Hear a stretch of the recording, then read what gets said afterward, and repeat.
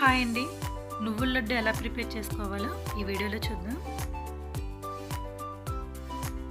Stove మీద pan పెట్టుకొని 3 కప్పుల వరకు నువ్వులను యాడ్ చేసుకోవాలి. లో ఫ్లేమ్లో 10 to 15 మినిట్స్ పాటు నువ్వులను బాగా ఫ్రై చేసుకోవాలి.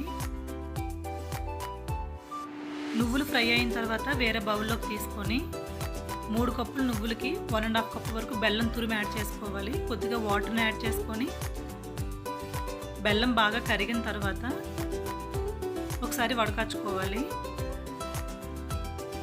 నువ్వుల లడ్డుకి ముఖ్యంగా పాకం అనేది బాగా రావాలండి. లేత పాకం అయితే కనుక నువ్వులు అనేది విడిపోతాయి లడ్డూలు చేసేటప్పుడు. వీడియోలో చూపించే విధంగా రౌండ్ బాల్ లాగా గట్టిగా రావాలి.